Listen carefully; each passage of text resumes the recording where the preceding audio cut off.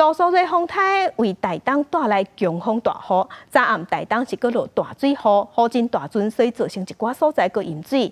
2天以来已经淹5届啊，民众是真无奈。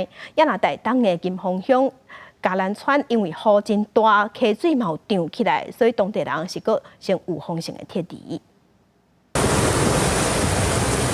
都市热风台带来正大雨量，台东27暗搁落大雨，造成台东市区真侪路拢淹水。民众出门时阵拢爱正细致，因为水已经淹到骹肚林，行若无细致就会滑倒，规条路变做溪流，一直淹水，互民众心情真郁卒。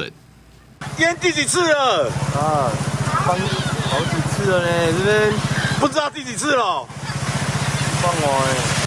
台东市区27暗搁再淹水，2天来已经淹第5遍啊！互民众真无奈，因若金峰乡嘉兰村捌伫咧8八风灾时阵，大水淹入去村内面，造成几60户民体受损。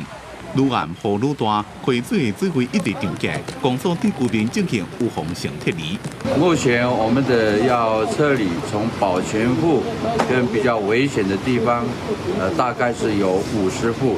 这边风台雨量正大，根据气象局网站的资料，27透早0点到27 5点半，屏东西大武山7站落904毫米的雨量排第1，台东金尖山7站708毫米。另外包括屏东的大汉山、台东二家林道、高雄蓝天池加台东的金峰7站，雨量拢超过500毫米。